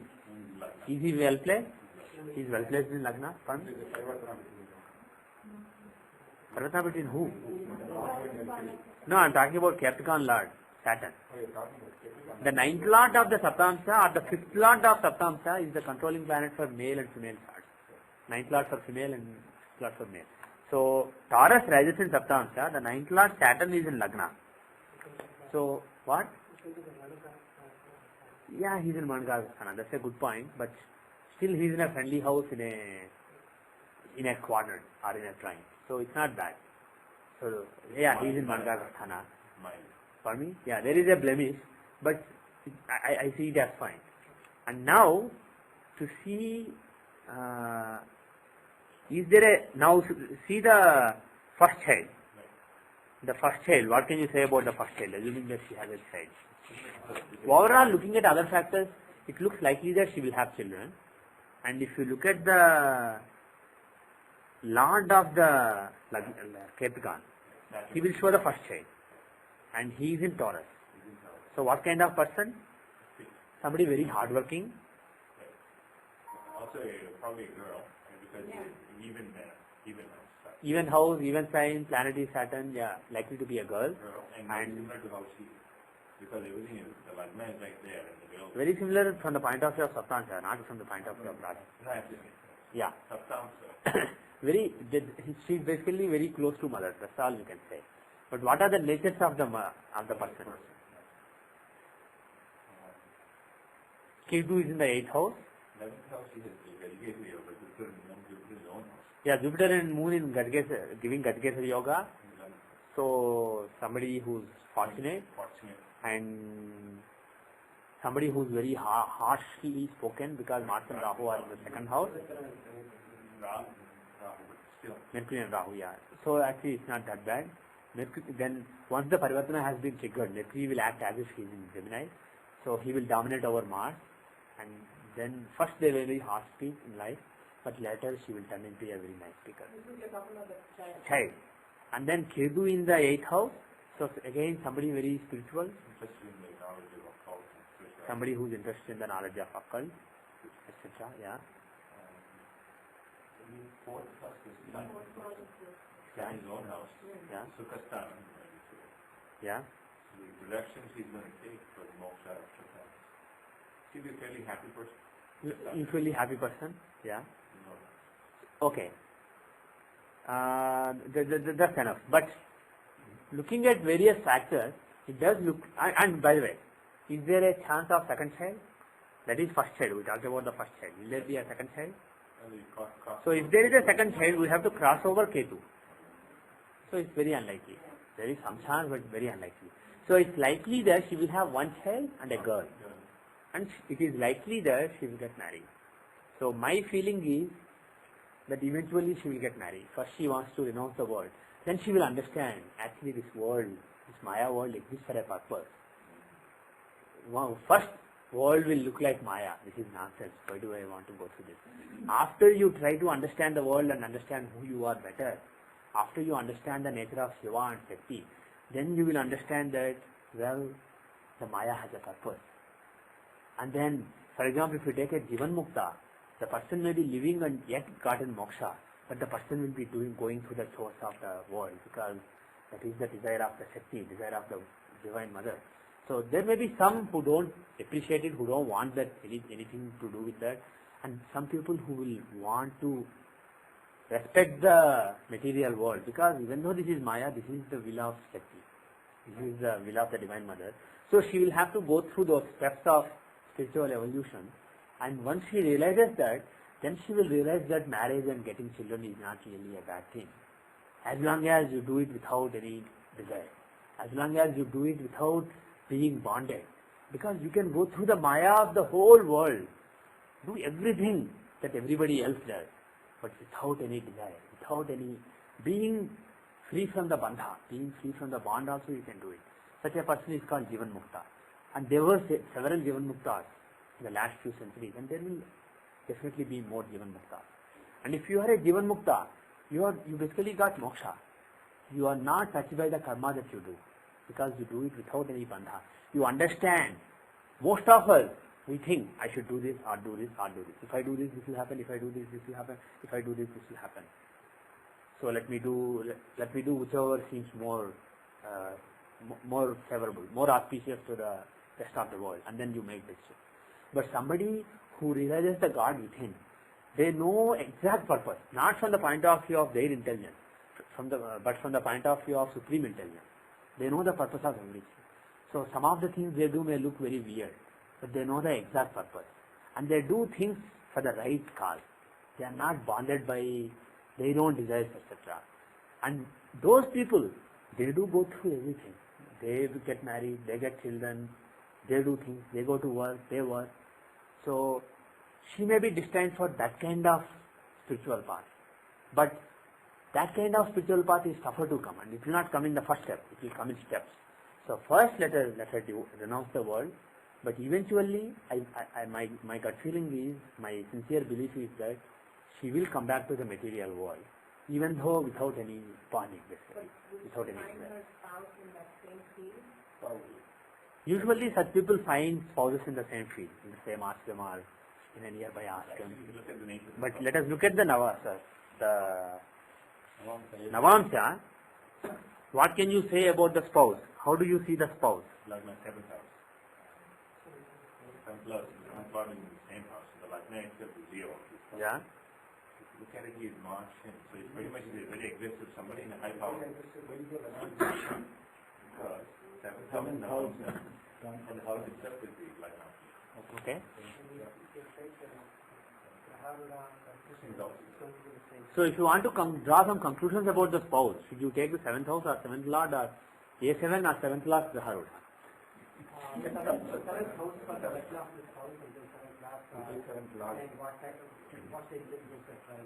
Yeah.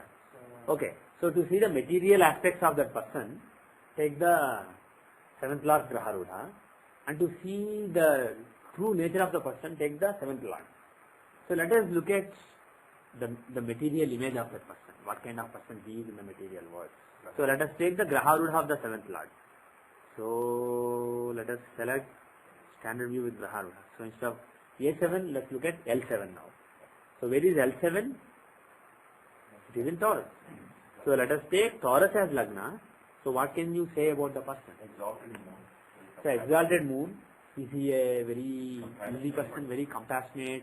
He's seen as a very compassionate and very kind person, very easygoing person, but at the same time hardworking person. He's seen as a hardworking person, practical person. Exalted moon. Taurus basically shows practicality. And 9th house has Jupiter for him. 9th house has Jupiter, even though in debility with Rahu. So what does it show? Sometimes Does it show Dharma? No, it doesn't. it shows Dharma, but Rahu influences. Yeah. So there is a Gurjandal Yoga. There is an influence of Jupiter and Rahu. Does it show somebody who is in the Moksha Marga or slightly different path? Religious but in a different way. And the 4th house has Mars, Sun and Venus. What can you say? Somebody with lot of vehicles, somebody with lot of land, properties, etc. And Mercury in the 12th house. The 5th Lord, Mercury is in the 12th house. So what would that show? Somebody who is very well learned, somebody who has a lot of occult knowledge. If the 5th Lord is in the 12th house, he will be a scholar in occult knowledge. Why? Because the 5th Lord is in 8th house from the 5th house. So he will have 5th house results relating to 8th house. If you see the 5th Lord placement from the 5th house, you will see what kind of scholarship.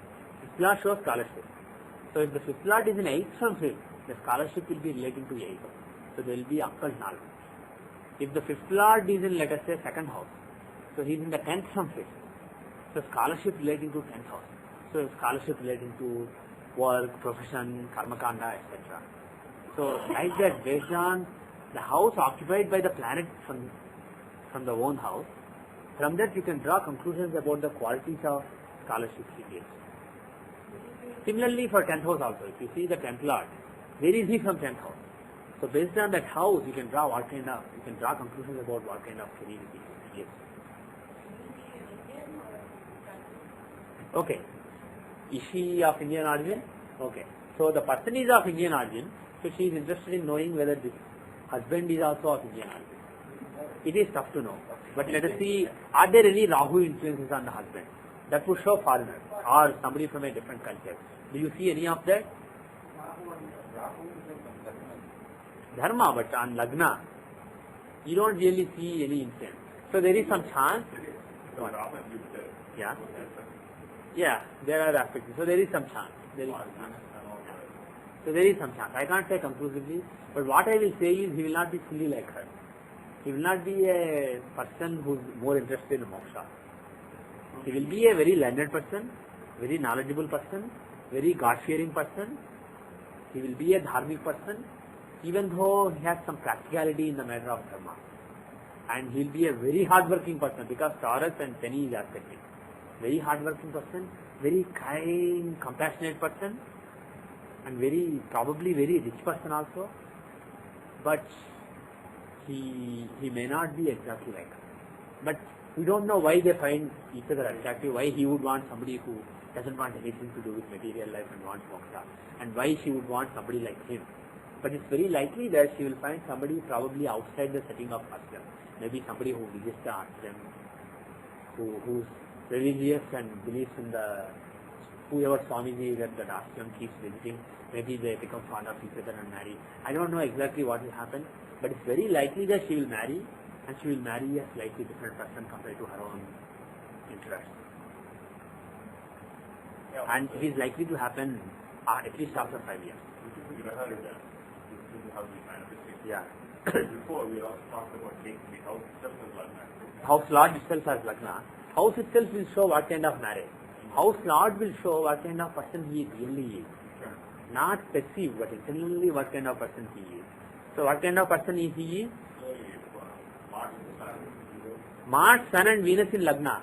So somebody who is very fiery, very aggressive. Whatever he wants to do, he just does it in a very authoritative way, a doer basically. And Ketu in the 12th house. So actually he is interested in moksha. That is why he is interested in her.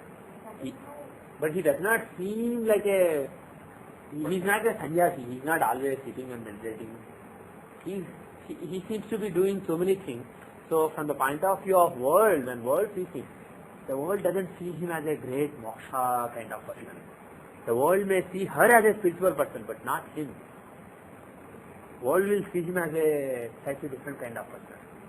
As an intelligent person, but not exactly a moksha kind of person. But in reality, he is a moksha kind of person. And see Saturn in the 8th house. The parivartana between Jupiter and Saturn. So 8th house is quite strong. So he is interested in occult. Yes. So, how she perceives it? May not be. See how he actually is. And usually, how the spouse perceives you, it is a mixture of the Arudha and the Lord. Because when somebody is living closely with you, they get to know some reality. Even you don't know your full reality. The person himself knows some reality, some Maya. The spouse knows some reality, some Maya. And the whole world knows maybe a little bit of truth, but mostly Maya. So for the world, he is not a very spiritual person, but in reality, he is actually somebody who desires moksha, who wants moksha. That may be why he goes to the ashram and he likes her and she likes her. So. But one thing I can say based on both aspects is, he is a very successful person from the material point of view. Yes? The nature of relationship as far as world is concerned. How? This is world's view. Because this is an Arudha, this is world's view, world's perception. And because this is inanimate Arudha, this is Arudha of a house, not house lord, not intelligence, but inanimate thing. So, cannot be world's image of the person, because person is animate. But it is the world's view of the relationship itself. What kind of relationship do they have? Are they happy together? Are they a good couple? Do they make a good couple? Do they make a bad couple? Are they a misfit? Are they doing dharma together? Are they, what kind of things they are doing together? Relating to all these matters. World has certain perceptions. So this is world's perceptions of the relationship. So that is it. Okay? Yes? Yeah?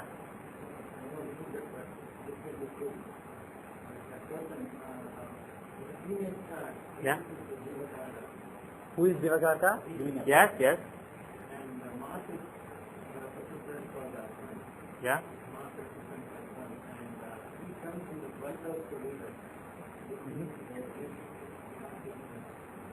Who comes in 12th house to Venus? Yeah? Okay.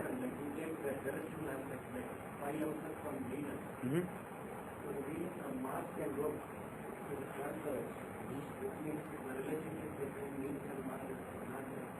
Okay.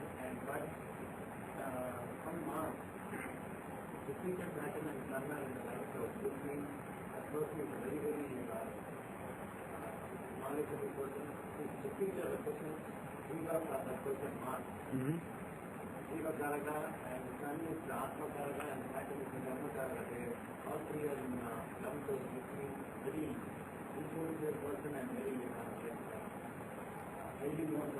Mm-hmm.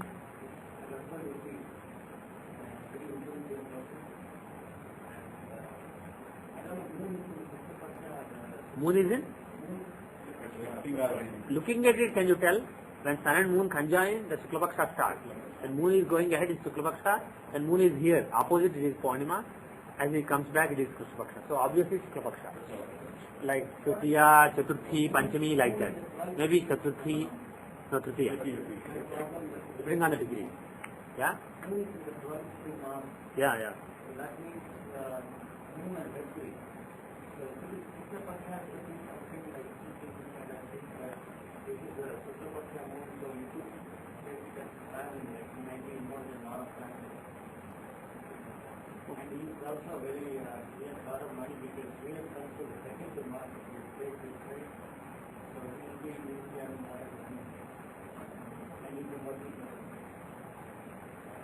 So thanks to Palani for those. additional thoughts based on the Nadi principles, but even based on the normal standard principles that we've been using, we see that he's a very influential person, very powerful person, very well-known person, spiritual person, etc. But seen by the world more as a compassionate, kind person than as a spiritual person. That is how the world knows him. Now, we will conclude for today, but the concluding remarks are, I think that this lady is destined to go in the spiritual path. If she wants to be a sannyasi and go to a monastery, I don't find any logic in stopping her. But I am not afraid that she will not have children, she will not get married. My feeling is, after some initial growth, spiritual growth, she will realize that she needs to get married, and she will go back to the grahasthashram. She will go to the grahasthashram and get married, get children, etc. But she will find a husband who will respect her interest in spirituality and let her follow her spiritual path in life. So may God bless her with the right path, right spiritual path in her life. And one thing I can suggest is, Mercury is in Martian sign. You see Mercury in a Martian sign in the Navamsha, so definitely it has to be a Vishnu avatar. A Vishnu avatara can give her moksha because of Mercury. And then the avatara can be a Martian avatara because Mercury is in a Martian sign.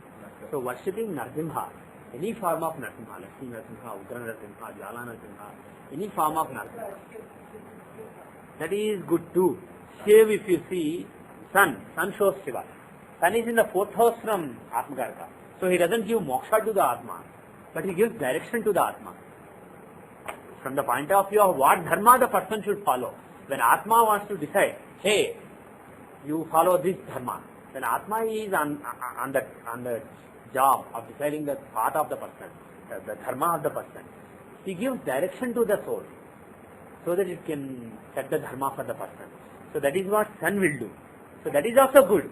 And also he is aspecting the 12th house. So Sun is definitely good. Shiva worship is very good. But eventually, when she starts worshipping Narasimha, it may not happen immediately.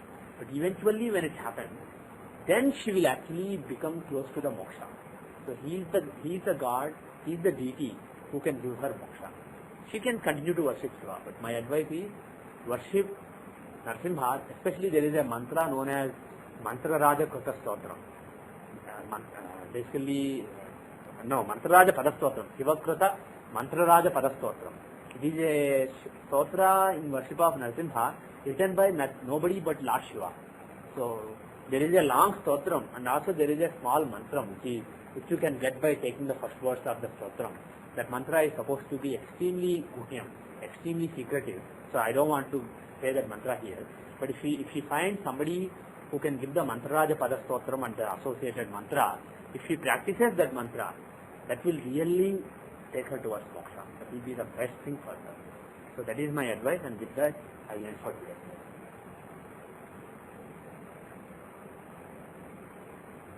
Om Shanti Shanti Shanti.